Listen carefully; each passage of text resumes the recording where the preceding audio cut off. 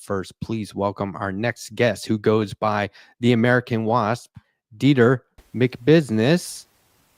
Deter, how's it Hey, going? I'm good. How are you? Is my tech see me? You can hear me? Yeah, let's try and click a couple of buttons real quick. Just a second. Usually we do this off camera, but that's okay. We can accommodate. All right. Can you hear me? Mm-hmm. You sound Okay. great. Okay, Yep. great. So, Yeah. Thanks hey, for having me, man. I was watching you on 2XP, just caught up. And so I know what you were talking about. So we got plenty to discuss, my man. Thank you for having me. I really appreciate it. yeah, right on. Well, thank you for being here. It's a pleasure to meet you. And like I said, I know it's early, so I'll try and make No, this, it's all good, man. I love nothing but that. substance.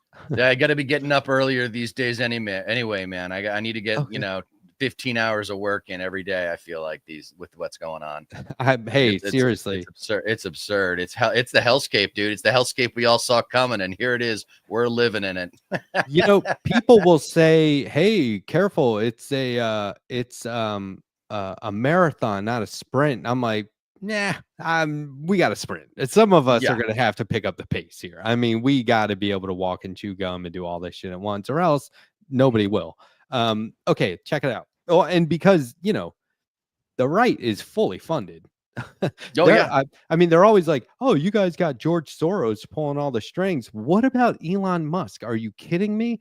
And like, when you're that funded, there's apparently a 19-year-old going by the name Big Balls installing servers in Right. the Treasury Department or something Right. like that. Like, what I is have a going big on? thought. I have a big thought on money from the left. Yeah, go That ahead. we'll discuss in a. Oh Okay. yeah, you want? Okay. Why don't I Well, just give you like? Do you want me to give you my value proposition, so to speak, about what's on my mind these yeah. days and what I think Well, what's going on, or do you want to tell me what's going on with you? Well, I think we have a real problem in US politics and government. And I think most people would rightly assume that I'm talking about the issue of money in politics like we just were. Yep. That is a big issue.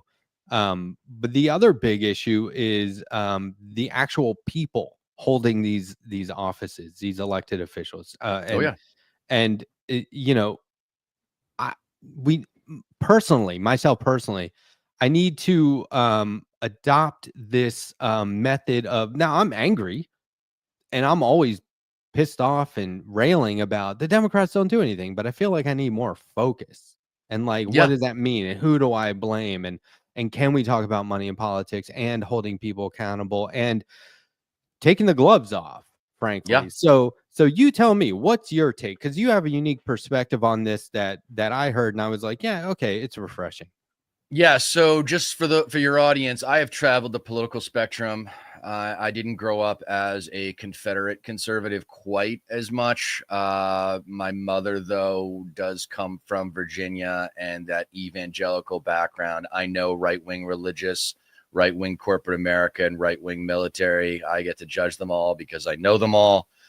So I feel like I know the sociopathy of the enemy, that they are really willing to die for their cause. They would rather die than admit that they're wrong. So this has looked like a war to me since Trump came down the elevator in 2016. I had a feeling that if he got reelected, my political approach would become extremely valuable. With that said, I did expect Kamala to win, but I was just listening to your comments about preparing people and how to mobilize. I think it's all well and good. I just joined my local DSA, but ultimately the real opportunity to affect change is going to be in the next year, or not this year, but the next year and the next two elections, by primarying a DNC establishment, APAC owned neoliberal incrementalists. This is my advocacy now, is for younger voters. If you want to save your future, you're going to have to start voting twice in even years. You vote twice in even years, not just once, not just for the sexy general election that the media just thinks it makes you think is the only election that actually takes place. Now, how do we do this? Because it's not just good enough to talk about progressive this and progressive that, right? We got the best ideas. Now we got to have the best people. And what do I mean by that? Personality type. All right. Diversity is a wonderful thing. I don't care what your race, color, creed is. All I care about, if you want to be a next generation progressive leader, is, are you a competitor? Do you hate losing? Do you love winning?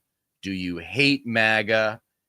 And most importantly, do you love conflict? And this is something that the left struggles with. I think I might have said something like it in your chat a few streams ago. We do not need to love conflict as a political faction, but our leaders must. And this is the problem with equality. I know that sounds counterintuitive. What? There's something wrong with equality? Yes. Within an individual institution, there needs to be hierarchy.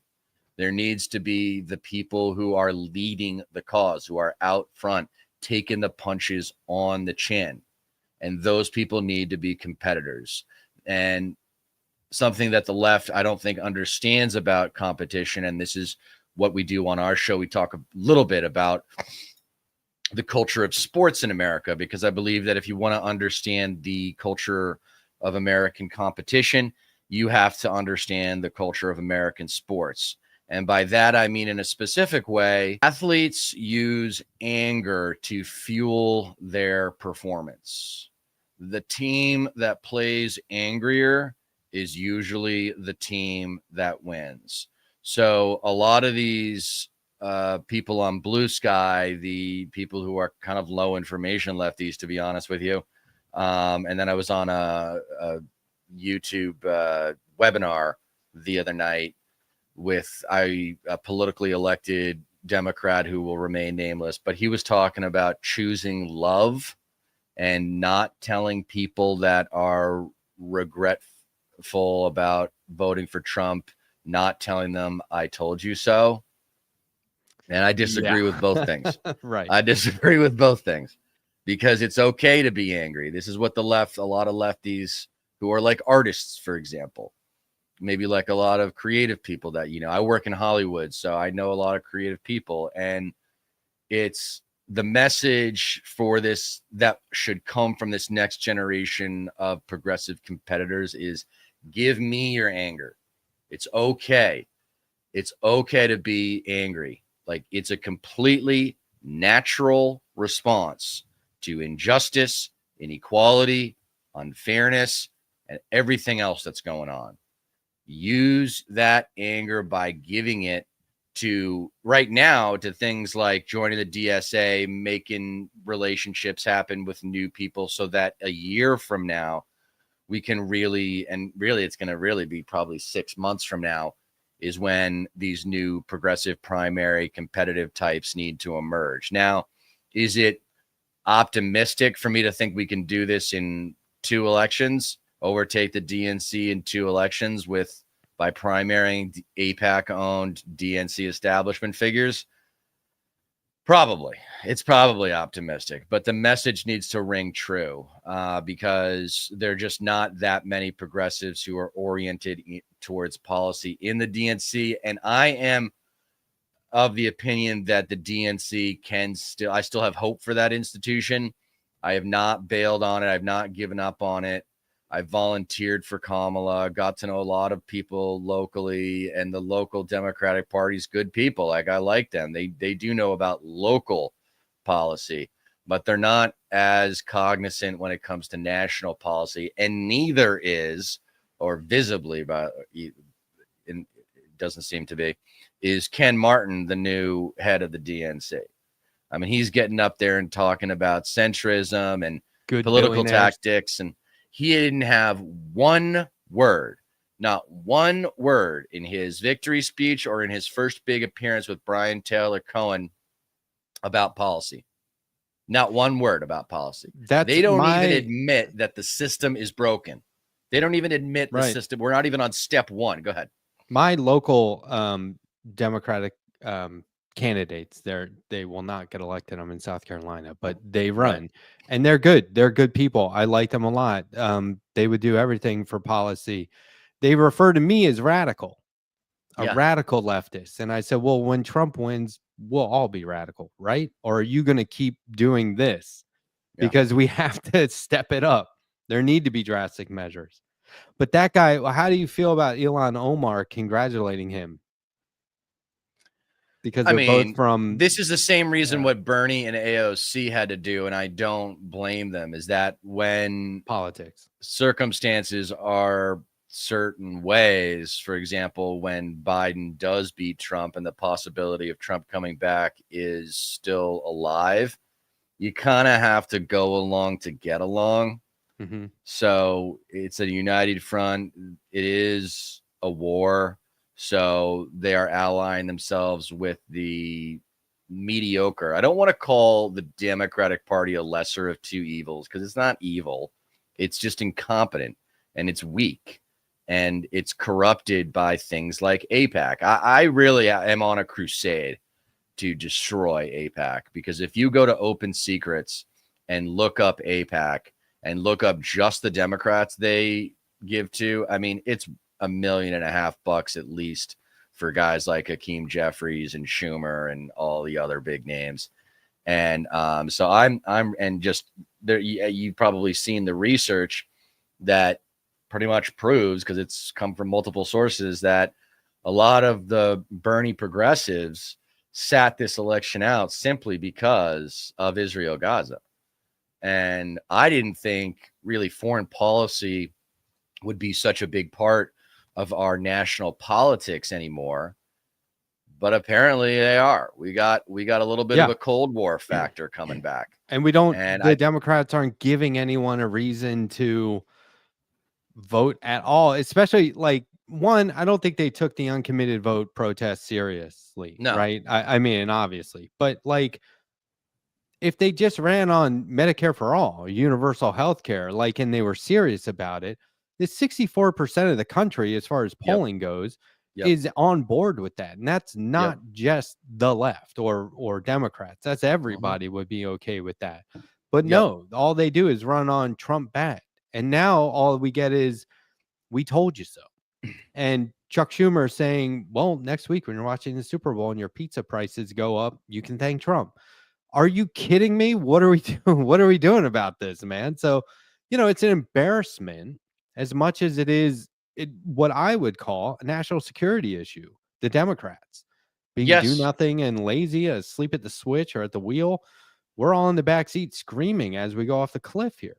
And I also see a cultural problem. I talk about it in the video I did. I did 2 videos. One was a reaction to the election with me just mouthing off. It was called Deter is burning. The DNC is a party of losers.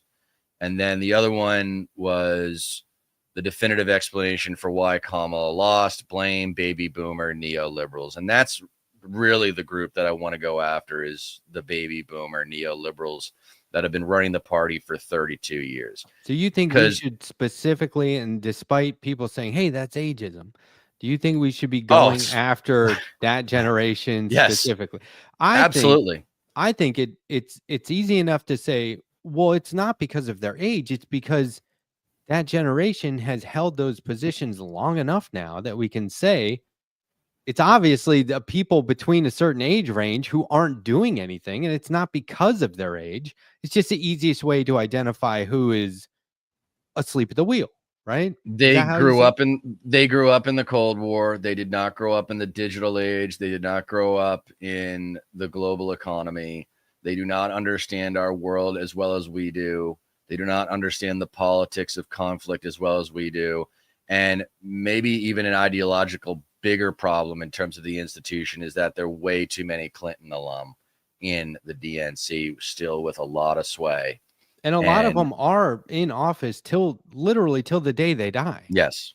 They're planning on being there forever. And I don't know if it's because, like, Dianne Feinstein, her husband was a weapons manufacturer who is clearly banking off of all her votes, or the insider trading that they're doing in stocks. They can't get away from that. And it's like, it's not that tough of a job when you don't do anything anyway. You might as well be retired. You got $1 million vacation home in Aspen.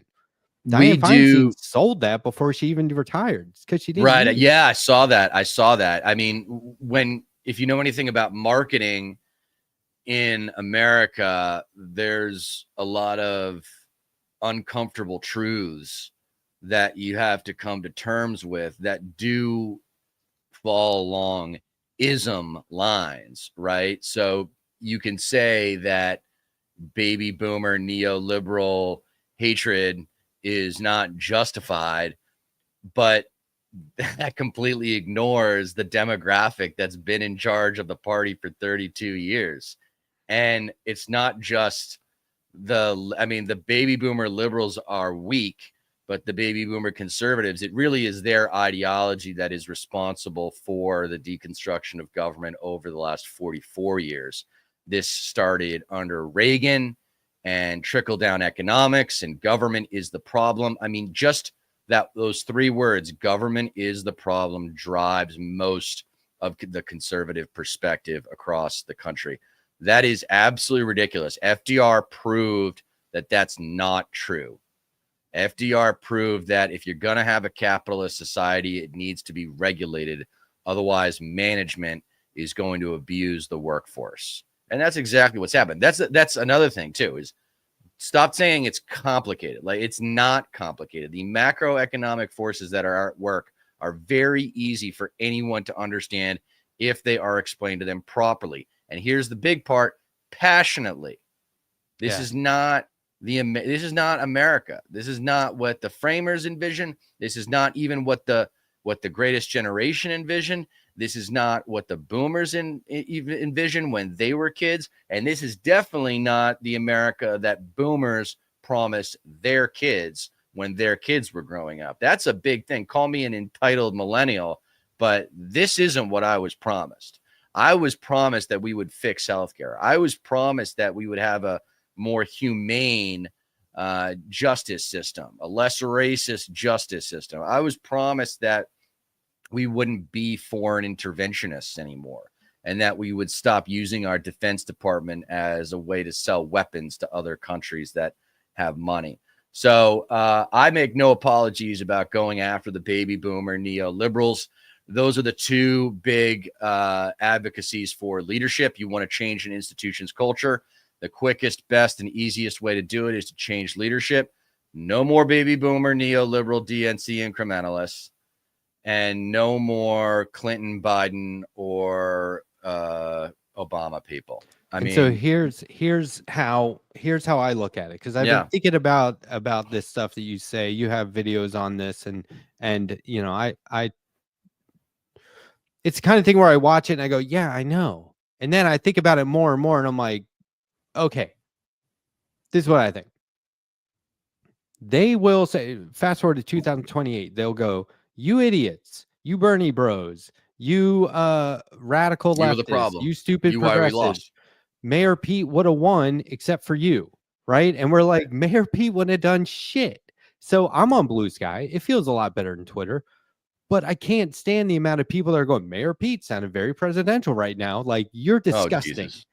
That is, if he's not part of the problem, who is, right? So Mayor Pete's not management material, but yeah. Exactly. So what I say is, don't be afraid of those accusations. Don't be afraid of them to say that we're the problem, because we know that's not true. And we know every time they lose, we were right. And even if they don't admit it, we were. And so that's why, like you say, we have to find those progressive candidates. We have to find those real fighters who will fight with us, not necessarily be our champion fighting for us, like they always say, but to fight side by side with us and to get results passionately and aggressively. And we have to come with the criticism toward the establishment with this other option and say, here's who I think, not Mayor Pete, this person, not winners, Newsom, this person, right? Not losers, winners. Exactly. Yeah, I mean, make it a dichotomy between liberals, leaders, and followers.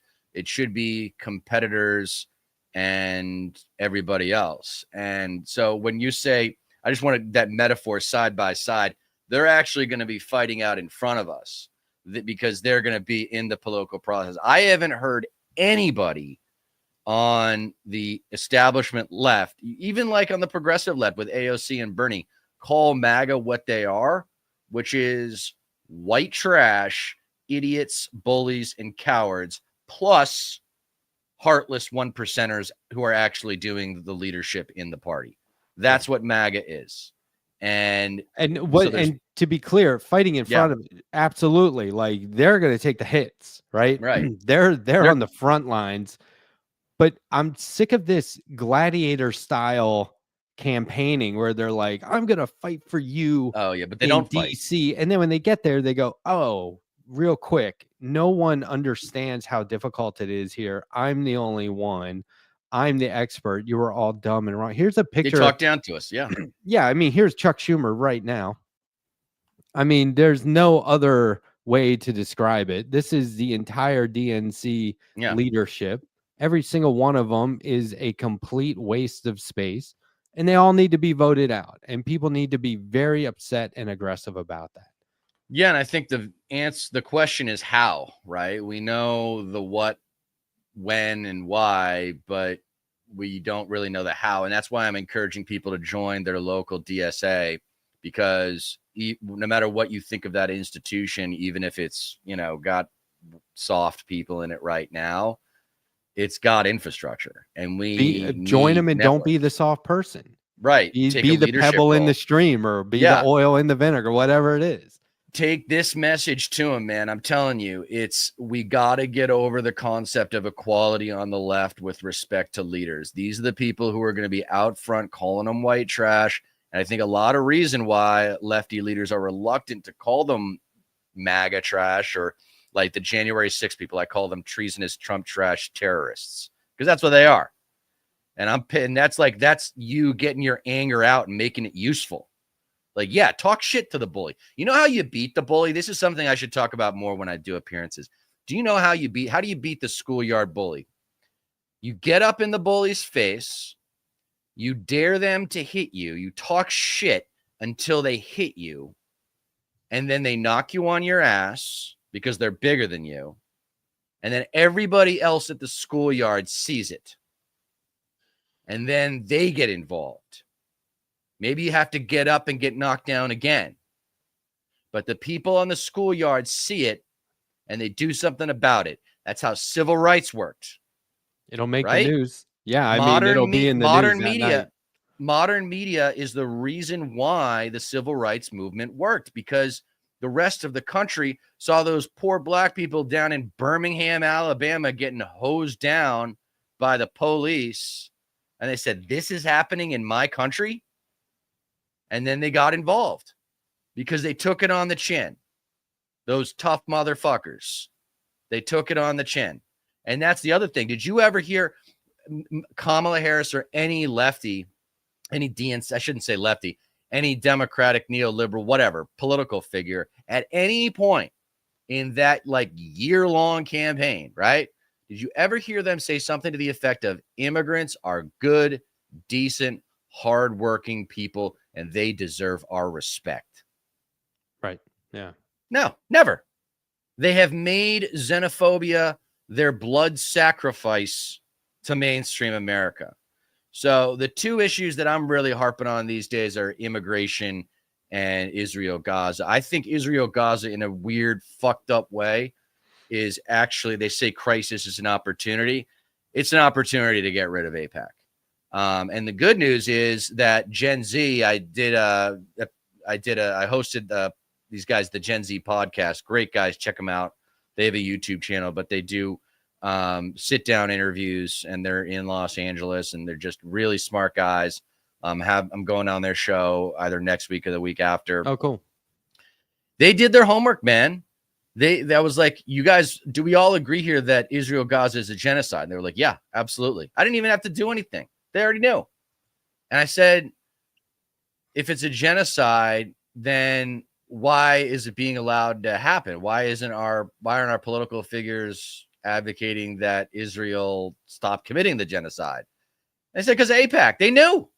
They did their homework. So I have hope. I think the coalition is millennials and Gen Z. I think you're going to see, because of the extremity of America's political circumstances right now, the whole young people don't vote paradigm out the window. It's gone. We're going to see young people come out to vote. And my purpose is to get them to vote twice in the next two, the midterms and in 2028, because I think if the Gen Zers unite with the millennials, then the lefty Gen Xers will join in as well. I love your generation, lots of good people, but as a whole, it is very, but culturally speaking, it is pretty capitalist because yeah, you all were out of college in time to benefit from the tech boom, whereas my generation wasn't. Or if in my case, I got out of college and then got professionally screwed over by the 2008 housing crisis.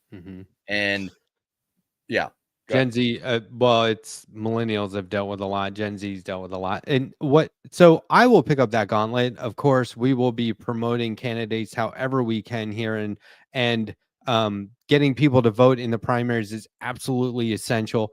Anytime somebody in your life, on the street, a one-on-one conversation, work, the store, family, wherever it is, anytime somebody's talking about politics and voting, circle it back to primaries as soon as you can and say it's really not worth it unless you have a decision on who is being elected in the primaries, right? Don't just wait for the general. So one thing I like to promote is this website called and this organization called Run for Something. Are you aware of this? No.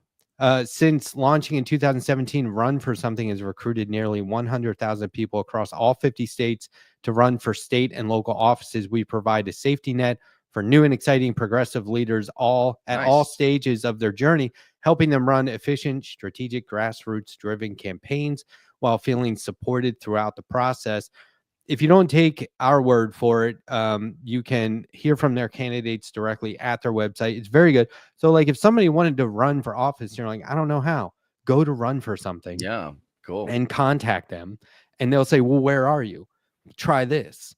Talk to this person who was one of our guys who got elected. And so we can make this happen, all of us. And it's people, with a webcam and a microphone that will keep telling people that we can do that and how. And I can't tell you much, but I got a little plan. I got a little plan for myself. I don't know. Good. I'm thinking about something. I'm thinking about something sexy. Yep. That sounds positive. I'll tell you about it later this year. I got a little bit more writing to do so that if and when I do go for it, there will be a nice portfolio of all of my perspectives. Awesome. Proposals. There's really no excuse anymore for the left to not have a transparent, easy, and obvious display of what they stand for. And it should be 5 to 10 things across the whole party. Number one should be universal health care. I think we should be leading with that. But what the left has culturally that the right doesn't, and I don't think lefties think of this as an asset or advantage, is creativity. We are the creative ones. Conservatives aren't welcome in Hollywood, not because they're conservatives. Conservatives aren't welcome in Hollywood because they're not empathetic. And creativity is the domain of empathy. What is it like to be somebody else? What is it like to be Bruce Willis in Nakatomi Towers when it's taken over by a gang of thugs, right? What is it like to be Forrest Gump, Tom Hanks, and grow up and have all the most amazing experiences across America, like ever? Although that movie's a little fucked up. Yeah. But that's the purpose of storytelling, is what is it like to be somebody else? And because your life is probably pretty boring. Your life is probably centered around your job and your kids. And that's the other thing, is I don't have kids. I'm not going to have kids. So I feel like I bring a certain advantage in that respect if I do decide to run for office, because one reason why lefties aren't saying the white trash word is that they're worried about one of these gun nuts climbing a clock tower and taking them out. You know what I mean? Because they're not just bullies, they're bullies with guns. Well, and if two things. One, just everyone should know that when we criticize an entire generation, that's not individual criticism. We're not going after individual boomers. Of course, there are progressives who live in South Carolina, like myself, who live in Texas. Right. Everyone has an opportunity to course correct and adjust their behavior to be more inclusive and more, in this case, aggressive, in order to fight for everyone's basic human Right. rights and equality across the board. Two, if you do run for office, if you do make any moves in that way, keep us informed, because we'd love to platform you. We'd love to, get, I'll help spread the word. I got a pretty sick Rolodex when it comes to the online left. I'd be glad to get you Cool. on other Yeah. shows and in front of Oh, I'm going to be asking other for every webcams. favor I can, because I don't have like government experience, but the office that I have in mind doesn't really require it. And it would be an opportunity. It would be like a microphone to yell at the DNC establishment to pay attention and listen to us and respect us and put endorsements behind progressive leaders, because we do have the best policies, and we could have the best people as long as we select the best kind of person for politics. This is not a statement about who is the best people within a particular faction. It's about a personality type that lends itself to the political context of our day. And I mean, do you agree? Do you understand like that? Like, we got all the artists, we got all the creative types, right? And a lot of people who are creative or artistic, they don't like conflict, man. A lot of lefties, they don't like conflict. They're not bullies. They're not bullies. It's more, I think it's more of a personality type Right. than a decision. But yeah, I mean, Absolutely. I'm an artist. I'm pissed off and mad about it all the time. So that's Right. really just sort of like, I Yeah, think but there's you don't want to go factors. out there and punch the bully in the face, do you? You don't want to hurt anybody, right? Oh, I do. No, yeah, Oh, yeah. I'm okay. a Oh, very you're violent there. guy. Oh, you Like, got I'm there. not Okay. reasonable at all. I don't give a fuck. Right. And Right. this, I always say, I'd be the worst hostage. They'd take me out within seconds, because they would be like, this fucking guy is not tolerable. Get rid of him. If I was locked in the back Maybe of a you should van, run, man. I like this. You got a chip on your shoulder. Artist if with I a chip was on your shoulder. I love it. if I was locked in the back of a van, I would figure out a way to rock that van until it tipped over, whether Turns I over, got yeah. hurt or not, just to be like, fuck your van. Like, Yeah. I am very much that guy. So I do think it's circumstances. And I think that, okay, let's say that your point is valid though. The person that gets elected will have a staff. And they Yeah. need a very diverse staff, and they need people who Yeah. are sensitive. They need people who are not aggressive. They need that Right. balance. And so they need Absolutely. that in their support. And that's a cadre. So anyway, yeah, I mean, this is not a losing strategy, especially because, like, who prove that? We haven't Like, done it yet. we We haven't haven't tried done it. it. Right. We haven't tried it yet. We haven't tried it yet. We try to Let's lead with go. these people. We tried to, so it's kind of the left's narcissism that they want kind and loving and joyous leaders. And by the way, how did Kamala's politics of joy square with doing events with Right. Liz Cheney? Right. Yeah. And how does when we Right. fight, we win square with doing events with Liz Cheney and completely ignoring the progressive left? Yeah. One thing I will say, real quick, there is one label or one thing I really want to help you to help me popularize. Okay. It's called scapegoat politics. And it's just fascism's favorite formula. When Trump came out down that escalator and started talking about the immigrants, I said, oh, wow, so he is Hitler light. This is exactly what Hitler did with the Jews. And there is so many historical examples of this. Your life doesn't suck because you suck. Your life doesn't suck because of your approach to life. Your life sucks because of those brown, black people who are taking your jobs and committing crime, et cetera, et cetera. So I call it the right-wing magic trick, because magic is the art of deception, right? I keep you focused on this hand. You're not going to know what this hand is doing. Yeah. And that amazing Lyndon B. Johnson quote about give a white man someone of color to look down on, and he'll let you pick his pocket. It's absolutely true. He said that before Reagan. He said that well before Reagan.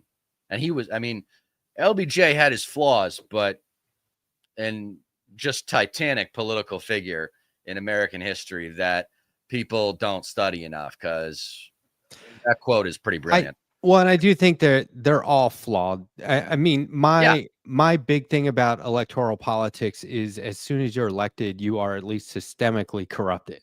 That you're a part of this system that is not very good. So knowing that, though, having that awareness is a huge leg up. And that is what gives us confidence in somebody. So look, thank you very much for coming on the show. I really do appreciate it. Got to have you back on in a more reasonable hour. I appreciate you getting up early. No, for this. dude, actually, you know what? I'd love it. I'll come back. You know, you can have me. I'll wake up, man. I went to bed at midnight last night. I took a half a Xanny to help me get to sleep. And I was like, got to get up and Letterhack, man. I got to get up. I got to get It's awesome. It's a great way to start my day. I can't wait to go grab breakfast and work out. There you go. Cool. Okay. Well, hey, thanks again for coming on. I do appreciate it. We'll be in touch for sure. Everyone, check out Deter McBusiness. Link in the description of this podcast. You could do worse. Hey, and follow on Blue Sky, correct? Yes, I'm on Blue Sky. I deleted my Twitter. I will not support that. You know, Goebbels, he's done, man. I'm done with him. He's, you know, street justice is coming for him, man. We'll talk about that next time, maybe. But anyway, dude, thank you so much. I really appreciate you having me, and I'm always down to come back on, and I will keep you apprised of my plans privately until I am ready to go public with them. Great. Okay, cool. We're looking forward to it. Thanks a lot, man. I'll talk to you soon. Okay. All right. Bye-bye. Bye. Well, that was cool. Hey, just real quick. Letterhack, sure, out there, far away from power. Nina is still alive. When was the last time you saw her in the public discourse? You have got to check out We Are Somebody. Nina is funding an entire movement. All her work is primarily dedicated toward getting funding for people on strike. Think about this. You want to protest? You want to strike? You want to leave your family taking care of groceries and cleaning the house? You want to leave your job and not earn? That's a risk. That's a big risk. Nina Turner has started an entire organization for funding those people and their movements. So Nina Turner is very much in the fight. And that tweet, and I appreciate your comments. I really, really do. I mean, it gives everyone a chance to talk about this stuff. So thank you. I'm not highlighting you to call you out. But that was in response to saying that if let's say somebody like me ran for office, then I'd be in the same situation as Nina Turner, where the establishment would come against us. And I said, but there'd be one more Nina Turner, meaning we need to flood the zone. We don't need an AOC. We need people who run campaigns like AOC did. We don't need people who will, get elected and disappoint us. We need people who will get elected so that there are so many of them, they don't have to make these handshakes and compromises that lead to disappointment. You see what I'm saying? If the squad was an army, it would be the majority. Our caucus would be unbeatable. And that's why I say you don't have to win. You have to remain unbeatable. They should be compromising with us, not the other way around. And so don't ever deter people from getting involved. Everyone should get involved on your own standards, which are achieving basic human rights. Every time we say progressive policy, all we mean is basic human rights. If people want to call me a radical leftist, I go, okay, what do you have against free public education? Is that is that radical? What do you have against a livable wage, access to quality healthcare? Is that radical? The right to retire with dignity and security, too radical for you? I don't understand. So we want diversity, we want equity, we want inclusion. We want people who get convicted of crimes to go to jail to be rehabilitated, not in prison forever. There's an industrial complex around that. The Wall Street is buying up federal prison right now. Texas is offering land. People are saying, I'll build the prison. We can put detainees in there. They're going to be putting all kinds of people. It's not fear mongering to say that if they come after immigrants who aren't convicted of crimes, then why wouldn't they go after protesters and say, well, that is a crime, and just hold you and go, well, there's so many people. We don't have enough judges there. We can't get them processed. So we're just going to hold them. Scary. See, we agree. Nice one, comrade. Okay. This is a good super chat. I was always bigger than the bullies. What do? Stand there like a brick wall. Be concrete. Get between the bully and everyone else and be like, what was that? And watch them cower. Watch them back right down. Always approved. Always approved. Cadillac gifted 5 Letterhack memberships. Thank you for gifting the memberships. That's incredibly generous. We're doing lots of members only content every Monday at 9 a.m. We're doing a happy Monday. I should put happy in quotes these days, but I'm not gonna. And then we do them randomly. Might do one Wednesday morning. You never know. Might do one like Saturday night. You never know. Jonathan Lithium, another 5 Letterhack memberships gifted. That is huge. Look, I will see your 5 and raise you 5. Boom. That's 15 Letterhack memberships gifted today. You guys are sensational. Thank you very much. And I do appreciate all of the comments today and the discussion. Very good. I just saw one. I'm not sure whose it was. It was we should have new forms of protest. There are more. For more discussion on the protest, check out Ben Dixon's Guide to Resistance. There's things like silent protests. There's all kinds of ways you could protest. I like the targeted boycotts a lot. Now, we should be targeting Target. We should be boycotting Target and Walmart, right? Although, here's the conflict. Walmart is like making 750,000 new jobs right now. Kind of like the jobs, right? But anyway, let's say you wanted to boycott 2 places, and boycotting them at the same time is like putting a strain on your life. Like, let's say, oh, everyone's boycotting Target right now, so I kind of need to shop at Walmart. Okay, look, if we all put focus on one at the same time, they would be like, yikes. Okay, what do you guys want? We'll meet your demands. We'll bring back the DEI programs, and we'll do them right. And it makes the other guy, the next guy on your list, Walmart, go, shit. We're next. That's really hurting Target. Look what they're doing. Okay, you guys, backtrack. See what I mean? So you want to do this in an organized way. And I think just be a thorn in their side.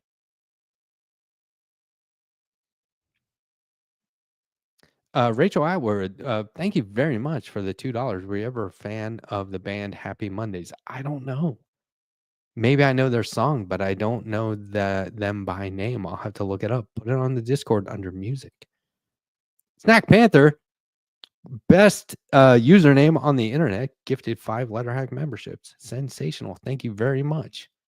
Boom. That's 20 new members today. It's awesome. I love this. Okay. We're not done here, folks. Let's talk more about the do-nothing Democrats in terms of what they can and should be doing. Look, MoveOn.org, Justice Democrats, and Indivisible are teaming up to resist. There are things that we can nitpick about each of those groups for sure. I mean, go ahead if you want. But we are currently witnessing a coup, and no one is doing anything about it. So why not support the people who are and providing us with helpful information and tools along the way? You can read this stuff, process it for yourself, nitpick over things if you want to, but for the most part, we need ways to resist, and they are getting together to provide them. It's not enough to go for funding one organization at a time. Each one of those organizations asks for donations, then they come together and pool their resources. That is very strong. There is strength in numbers. That's admirable, and we have to reward that by promoting the work that they do. There are a ton of links in the description of today's show, more than what we've covered here. And that's because we're covering a lot. And I also want you to be able to follow up with this information in your own time. In simplest terms, the Democrats should be voting no, no, no.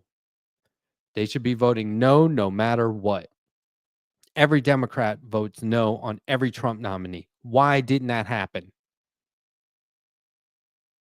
Democrats should be making clear they're happy to be reasonable if the coup is abandoned. Why isn't that happening? They will say, this is bad, this shouldn't be happening, and they'll vote with these guys and for them. They should only vote no, and they should be very public about it. Are you telling me CNN doesn't want to talk to Democratic politicians who are saying fuck, like literally the words fuck the Republicans you'll be on the news. And all of us will go, that's our guy. But they're not doing that. And it seems like it would be pretty easy to do. Indivisible points out a couple of other things they could be doing that I thought we should all be aware of. Government works in these mysterious ways and often bureaucratic ways that just are convoluted and leave us all going, why isn't anyone doing anything? And what I ask myself is, what could they be doing that they aren't? I think that's the better question. What is it that they could be doing right now in the Senate that they aren't doing, right? Without the majority. And they have rules that the Democrats could be using right now. And the fact that they aren't is a sign of just how unserious they are. So check this out. They could call a quorum. Now, what's a quorum? Most of the time, senators are not on the Senate floor, but technically the Senate is not allowed to conduct official business unless a majority of senators, 51 if all seats are filled, are present. That's called a quorum. And it's the foundation of Senate procedure. If a quorum isn't present, the Senate grinds to a halt. The friendly thing to do is not to ask if there is a quorum. That's how most business moves forward in the Senate. But Senate Democrats can use their power in the minority to call for a quorum and cause massive disruptions by constantly demanding quorum calls and even walking out to deny Republicans the ability to govern. Any senator can call for a quorum check at any time, forcing the clerk to conduct a roll call of all 100 senators. This eats up valuable floor time. If fewer than 51 senators respond, Senate business stops until a majority returns. If a quorum is missing, the Senate has only two options: adjourn and shut down completely, or send the sergeant at arms to forcibly retrieve missing senators. Even if a quorum is met, calling for repeated checks can gum up the works, forcing Republicans to scramble and stay in the chamber to keep things moving. Why don't they do that? Has anyone ever thought of that? Why are we all sitting here saying, organize, get out there in your local community, organize with your community, fight back, resist? Why are we saying that when all one senator has to do is go, I call a quorum, and everyone goes, I was having cocktails. I was goofing off. I was on an ice raid or whatever. Like, call a quorum. It's easy. In fact, weaponize it to fight back. Deny a quorum to completely freeze Senate business. If Republicans don't have 51 votes on the floor, Democrats can walk out, preventing the Senate from doing anything at all. Force Republicans to waste time by making them repeatedly prove they have a quorum instead of passing harmful legislation or confirming extremist judges. Why do they just confirm the judges? Why aren't we sitting here on like week 8 going, like, look at the Republicans freaking out because the Democrats won't do anything? And then they'd be going, the Democrats aren't doing anything. And that's when the Democrat goes on the news that night and says, fuck the Republicans, we are doing something. It's called resistance. Make governing a miserable experience for Republicans by keeping them tied up in procedural delays instead of letting them cruise through their agenda. So a quorum is something that can be used for or against. And if it takes one senator to do that, to call a quorum. We don't have one. Oh, we have the minority. We're useless. No, it just takes one person in the minority, one person. What the fuck? The other thing they could do is use unanimous consent. Now, what is unanimous consent? Unanimous consent is the grease that keeps the Senate moving. Normally, the Senate runs on handshake deals. Routine matters like scheduling votes, moving bills forward, or skipping over procedural steps all happen only if no senator objects. So you can get away with this until one person goes, That's called unanimous consent. And even if one Democrat objects, it forces the Senate to go through long, time-consuming processes to get anything done. I love this. Why are we making it easy by not they have these rules that make it convoluted, and then they go, oh, we're not going to do that because it's too convoluted. You can they're there to use in your favor so that the minority isn't completely helpless. Any senator can object to unanimous consent requests, forcing Republicans to take the slow and most painful route to pass anything. Blocking unanimous consent forces roll call votes, debates, and delays on even the most basic motions, eating up hours or days of floor time. It kills fast track confirmations. Look, you know how the filibuster used to be somebody standing up there and literally filibustering and just won't shut up until they get what they want. And now they could just go, I filibuster. And they go, oh, okay, you filibustered. Moving on. See how they just cut all the red tape when it suits them? This is bullshit. They can also weaponize this to fight back. Refuse to give an inch. Block every unanimous consent request and force the GOP to waste precious time on every single step of the process. Make them vote on everything. Republicans want to ram through their agenda as quickly as possible. Too bad. No more rubber stamping, force votes, force debate, make them suffer, turn the Senate into a procedural minefield. The rules are there. Why don't they do it? Because they don't want to, because they're rich anyway. Because as of now, they can go work for any industry they want. They can give lobbyists everything they ask for and then go work for those industries on the board right away. It's absolute bullshit. So instead of going online and saying, why isn't anyone doing anything? Go online and say, why aren't they doing this? Why aren't they using unanimous consent to their advantage? Why aren't they calling for a quorum? Why aren't they denying unanimous consent? Why aren't they walking out and forcing them to call for a quorum? Why aren't they mucking up the gears? Why aren't they making it a procedural minefield? Why? One guy in the minority can do it and they aren't. And no one's telling them to. Who do you see on the evening news going, I want at least one of my, I'm in the House. I want somebody in the Senate to call a quorum. How come they're not doing it? Nobody's fucking doing it. And that means that every single person in office right now can go and we can get all new ones. Clean them out, bring in all new ones. There is no resistance. We have to say why there's no resistance. If anybody wants to know at all what that means, share this video. Use the hashtags in the description of this video. Do yourself a favor. Hit the links in this video description.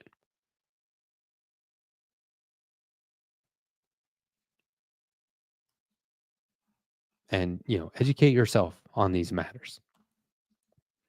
We're going to find better, fresher candidates. We're going to get rid of the tired and the do nothing, the lackluster, the asleep at the switch. We're going to get rid of all those people. And we got to get the new ones in. You got to encourage everyone if they're talking about politics, talk about primaries. If they're talking about, nobody's doing anything, say, yeah, they could actually be doing this. And they go, oh, shit, I didn't know that. And it's like, yeah, it's called a quorum. I mean, I don't see anybody talking about this. Am I wrong? Are you guys seeing this? Are you guys seeing people talk about this? The Discord invite link is in the description of this video.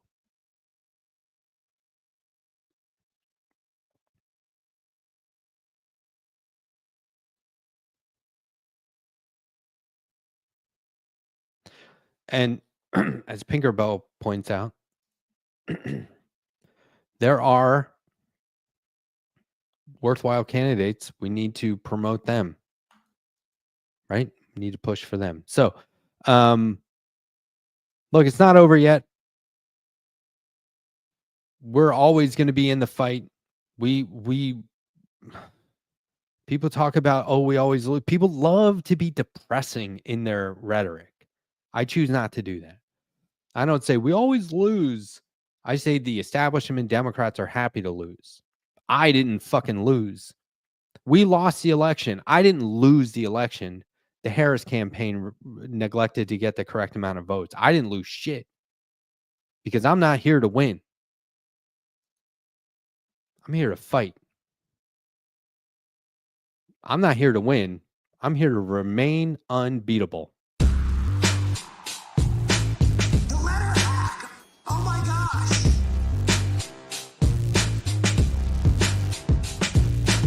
We don't miss, folks. He does not miss whatsoever. The Letterhack! Oh my gosh! We don't miss, folks. He does not miss whatsoever.